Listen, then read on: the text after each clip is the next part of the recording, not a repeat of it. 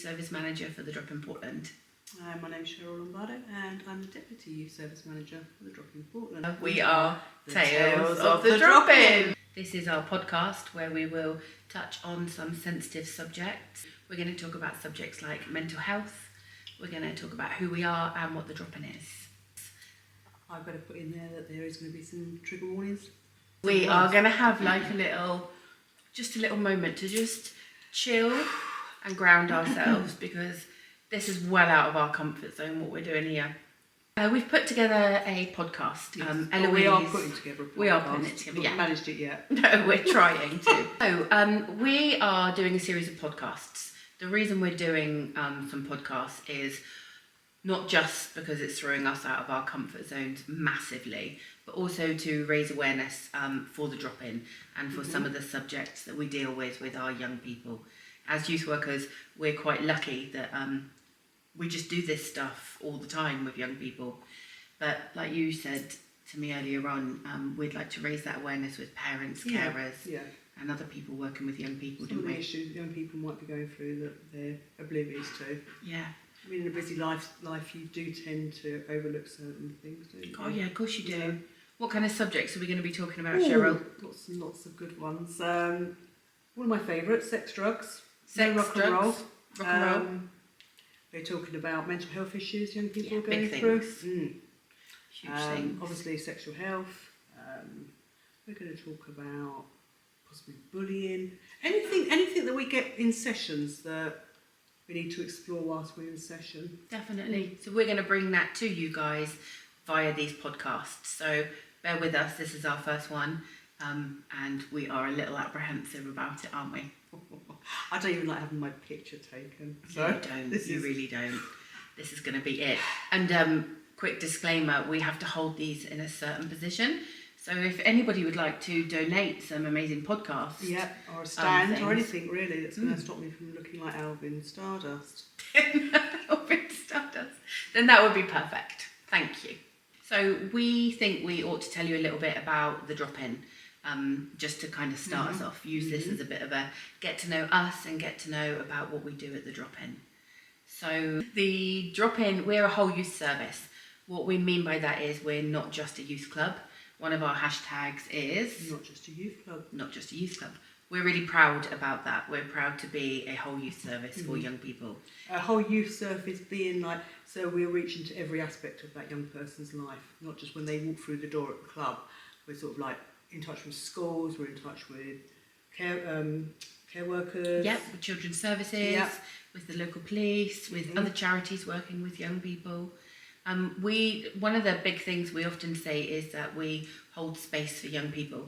And that can sound like quite, I don't know, like it doesn't seem to have much context to some people, but actually it's huge. When you say you hold space for a young person, what you're saying is that you are creating somewhere where young people can come, be accepted for who they are, what they are. We create a safe space for them just to be who they are.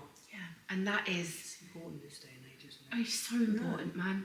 It's like the most important gift. Yeah, I said man, podcast. Okay, never mind. I said man, I'm just going to own it. All right? Holding space like we just showed just then, you know. I used a term that perhaps didn't suit me, but Cheryl held some space for me, so that's pretty cool. So,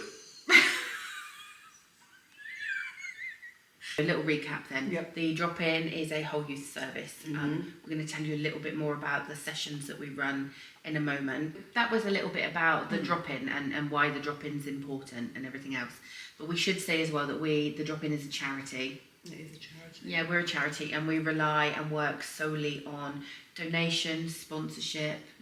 We go for grant funding. Our main sponsors of the drop-in are Reach in the Community from the National Lottery. Yeah. And we're incredibly grateful to them for supporting our work. Yeah, and there's a list on our website of our others.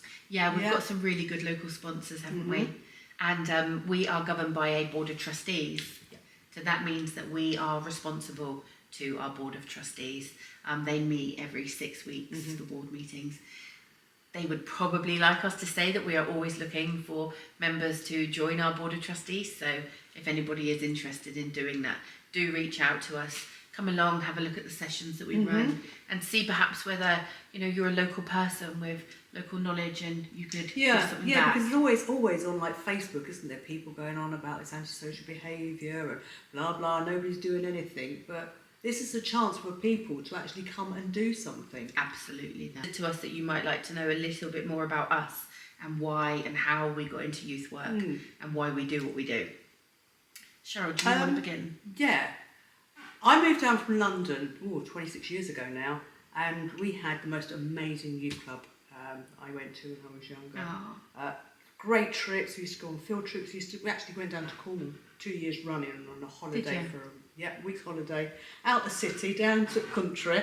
It was great. And I thought I was getting inspiration from that, really. I had a year out when I went back to college myself, and I just lost a friend through drug use. Did you? And I kind of just wanted to give something back. I felt as if I needed to give something back. And I thought, if I can change just one person's life, then it would have been worthwhile, kind of thing. So that's what got me into it. 18 years ago now. Wow. Yeah. What an amazing thing to do, following that. Yeah. 18 years. So Cheryl is our longest serving employee at the drop-in, aren't you? Yes, I take pride in that. Yeah, well, we take great pride in having you as part of the team as well. Yeah. So how did I get into youth work? I went to a youth club as well when I was younger. I'm from Jersey in the Channel Islands, and my youth club was called Gorey Youth Club. And I went there. Yeah, Big Up Gorey Youth Club. What was your youth club called? The Phoenix, West Wickham. The Phoenix. Oh, that sounds way cool. Yeah. Discos. We had discos. Monster disco every other Friday. Film night every other Monday. It's just like, awesome. Wow. Our youth club was kind of set in the side of this cliff, and we just arrived, paid our subs, and then just ran around like headless chickens for an hour and a half. That's what makes the drop-in different, isn't it? It's not one of those come in, pay your subs, and then just run wild. Exactly. We sort of try and use informal education and sort of plan the sessions. Yeah. So they're a bit more meaningful. That's definitely what makes us different. And there's no subs? No, we're completely accessible. There's no payment to attend the drop-in at all. But my youth club was, so you paid your subs. I can't even remember what it was. 50 pence. Yours was 50 pence? Wow. I want to say mine was 20p or 25p. It wasn't a lot. It probably was back then. That's quite... I don't really want to talk about how long ago that was. No. So I went to youth club too, and then one of my first jobs after leaving college was I worked with a group of young people who were not in school. They weren't in formal education. So the group was called Not School, and we worked with young people and looked at some of the reasons why they weren't in school. Okay. So that was the first little bit of work. That's like life experience you've now dragged back into. Yeah, definitely. Yeah. So many things, I think, that. Because we talk about lived experience a lot. Oh, God, yeah. Yeah.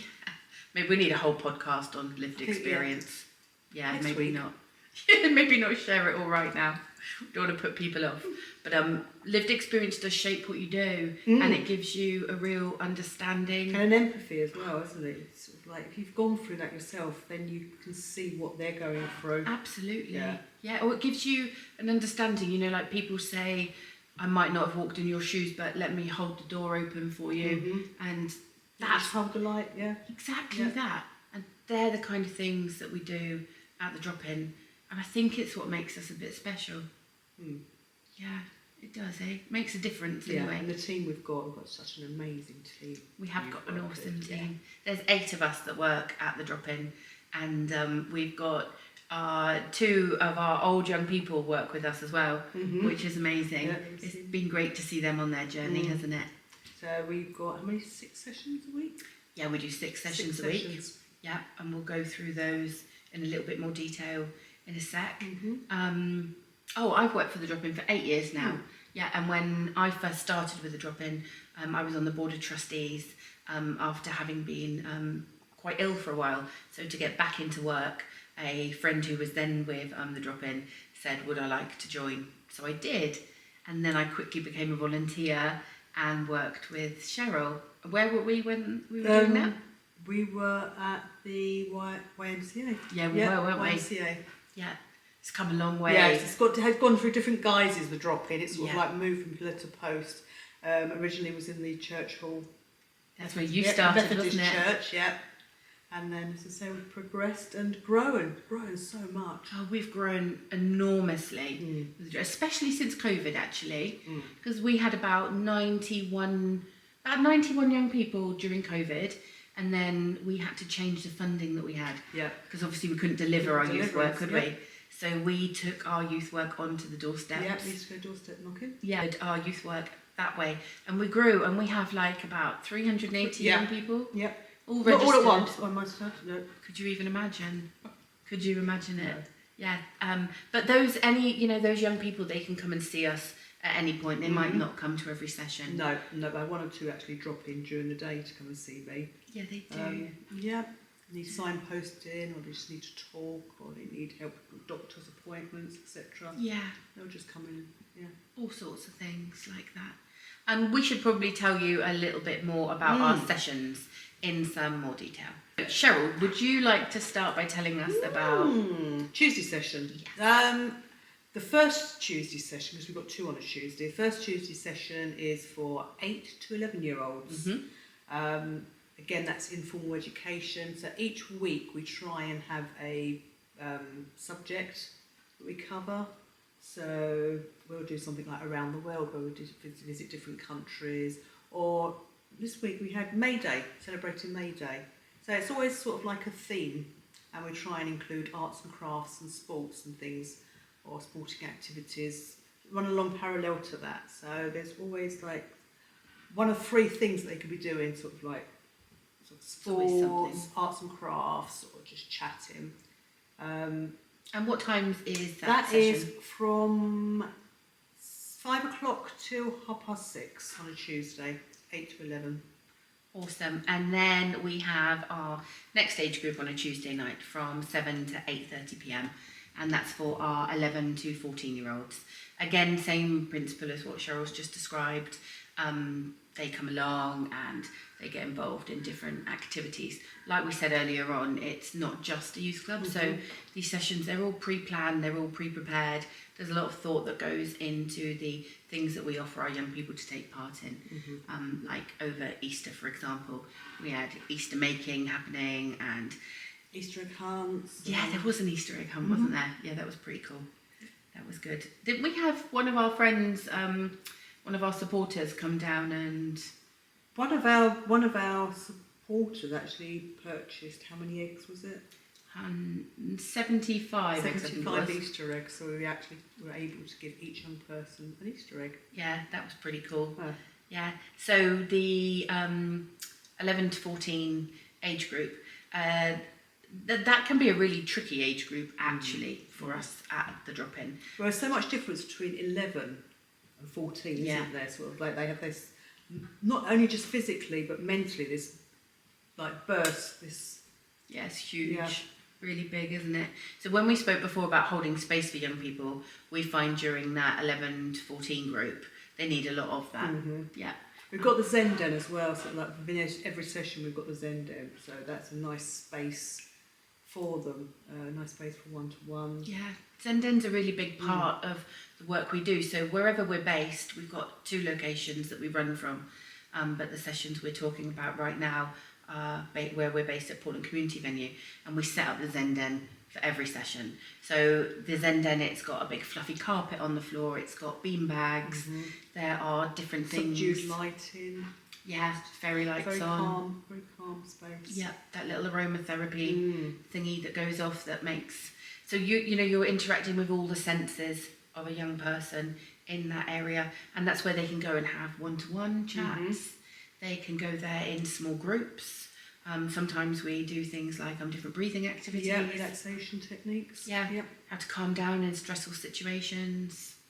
All different things like that, don't we? But the Zen Den is open for all of our sessions for young people. But the 11 to 14 group often take full advantage of that. And the hall, we play basketball in the hall, volleyball, table tennis. We've got a snooker table, air hockey. Air hockey. All sorts of good things.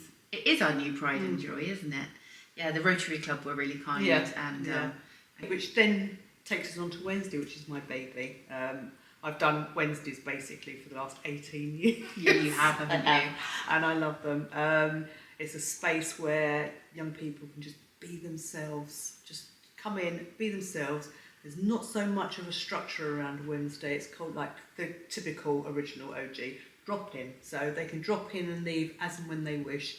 We've got things to signpost them to other organisations if they need it, such as drug workers, such as sexual health workers.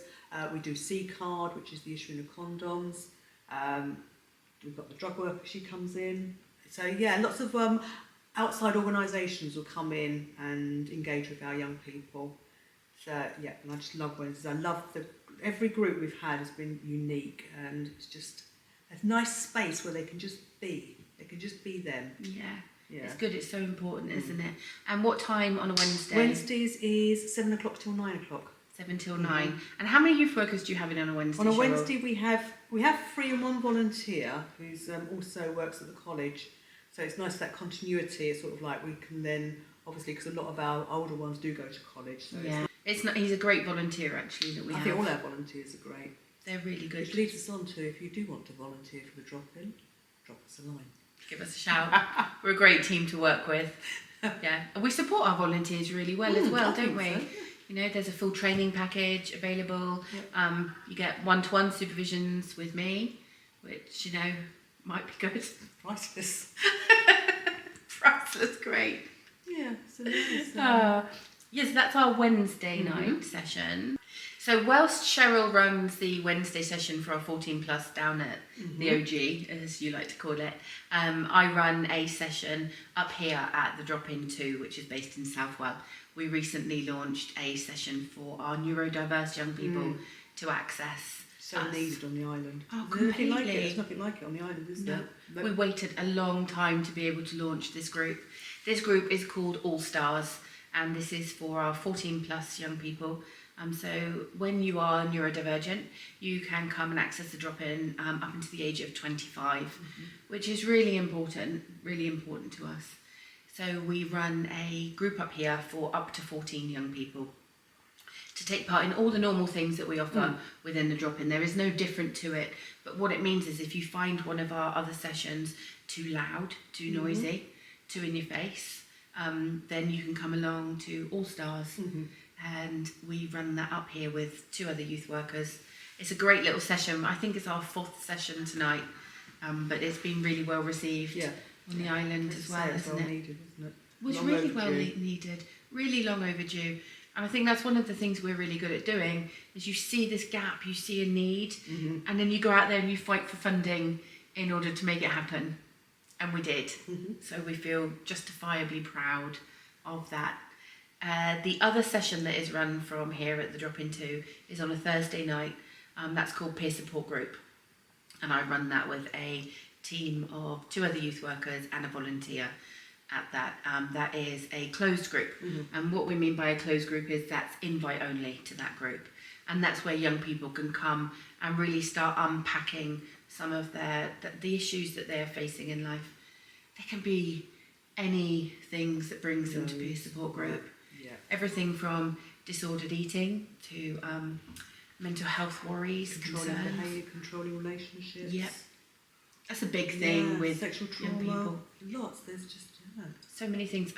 There's no subject actually that doesn't get covered in Peer Support Group. Sometimes it's a proper eye opener. You know, sometimes you're taking this big internal breath yourself while you're talking with young people. But like we said earlier about that holding space, it's a bit like when you ring a friend and you say, can I come and have a chat with you? Yeah. And out it comes. It's that environment that we're creating within Peer Support Group. We also offer our young people the opportunity to have something to eat with us. And that's a big deal, sitting around a table with young people so they can feel seen and heard. And that's it, isn't it? It's being able to talk, feeling comfortable and safe enough to be able to talk. Absolutely. So again, that's that space, just being able to. It's such a key word, that feeling safe as well, because whilst we say you can't make anything safe for a young person, you can make it safer. You can look at behaviours. You know, so young people might tell us, don't they, that they go out, they might be going out drinking for the night, and we would talk about that and talk about maybe like I said, you can't make something safe. No. Make it safer. So perhaps looking at what mixer you're using with a spirit, for example, on a night out. Where you're going. Where you're going. System. Yeah. So offering them, again, not preaching No, to never. them, but Giving tools. Yeah. Tools, ideas, talking something through.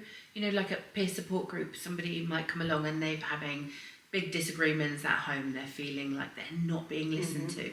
They're not sure how to talk to their parent or carer about things that are going on in their life. Well, we talk about that. We talk about those issues that they're facing and talk about ways in which to open up conversations at home. You know, we're about bringing people together in a way in which they kind of got a bit of control back. They kind of got some control over what's going on. And some understanding, isn't it? Yeah, because true. everything needs to be learned. Everything needs to be learned. Conversations need to be, you know what I mean? Yeah. Everything needs to be learned in life, and to be able to give them that opportunity to learn from our life experiences as well, Yeah, and of from course. other people, like their peers. That's right, yeah. So in peer support group, the peer support is a massive part of that.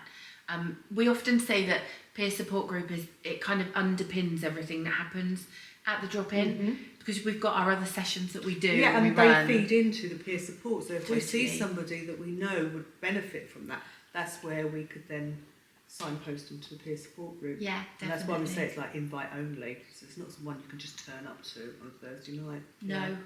Although, you know, when young people do just turn up, we go and we have a little chat, find out what's needed, and then invite them into the space. We're quite good at doing that. We have young people just turn up sometimes during the day, don't we? Yeah. Yeah. It might be that they need other support for appointments, for doctor's appointments, for hospital appointments. Hospital appointments, yep. So they're our main sessions. We run 6 different sessions a week at the drop-in. We also offer we call them splinter groups. So that is when we need to offer something based on things that are happening. So on Portland recently, that could look like offering support for young people involved in antisocial behaviour. It could look at offering small support group work, say for a group of young women or those who identify as young women, to come and talk about things that they're experiencing. If Those they're affected by knife crime, that's county so big. lines. It is. To say we think we live on this small island. It's like a bubble, really, isn't it? And the rest of the stuff's happening out there, but unfortunately, a lot of it is encroaching now onto the island. Of course it is. So we need to deal with it. Of course we do, and we talk about that. We recently ran something called the Bystander Project, which looked specifically at knife crime, at carrying weapons, and how to call things out in group situations. So, you know, if you were a young man, for example, and you were involved with a large group of young people and you notice some behaviour there within your group that you kind of feel a bit uncomfortable about, you know, we talk about misogyny within that, but we give the young people the tools to call it out. So within the Bystander Project, it was mate. How do you be a good mate? So in that, calling it out and going, mate, that wasn't cool, I didn't like the way you did that. You know, imagine being a young person and being empowered enough to be able to do that. Or be able to distract them. Distract them. The old Ds, 5 Ds. The 5 Ds of being a good bystander. Maybe we'll cover that in Maybe another we podcast and empower other people who are watching it. So we run other sessions based on need as well on the island. We also work closely with our local secondary school. We work closely with our local college. We work with the local police as well, don't we? We talk with them a lot. They talk to us too about things, you know, which is all important with our young people. What else do we do? Oh, What else? Work with me. That's a true story. We work with Eloise. Eloise is the behind the scenes of this. She's behind now, kind of trying to tell us not to throw these microphones around, which is proving really hard because we talk all the time. Talk with my hands, with our hands, stroking the pillow continuously. We don't tend to. This is about as still as we've been for ages. It is. Yeah, for sure. What else do we do? Well, it's the same. We engage other organisations, don't we? So we've got a film project going on at the moment over our Wednesday night. Is it green, pink and green? Pink and green. We've done that. That's good. We've done the Portland Sewing Project. Portland Dress the Project. Christmas tree project, the Christmas trees, and we do Pride quite heavily. Our Pride is huge. We definitely need a whole podcast on that. But, you know, just to put it out there, June the 28th, Chesil Youth Pride. Be there or be square. Drop the mic. Yeah, drop the mic, but we can't because we have to hold them in this certain position. And the Portland Tiny Art Gallery. Yes. We work with our friends at B-Side. And we could run the risk of naming all of these and then missing somebody out. Yeah, we wouldn't want to do that. To do that, so no. Yeah, we might stop there with that. So please see below for all of our details. If there's anything that you would like us to cover in our podcasts, then please get in touch. Let us know. Get in touch. Follow the links below, and we will try and include your requests. Looking forward to seeing some of those. Thanks ever so much for joining us on our first podcast. I've been Cheryl, and I've been Lisa, and together we are Tales of the Drop-In. And thank you for watching and listening. Yeah, thanks ever so much. It's been great having you with us. Bye. Bye.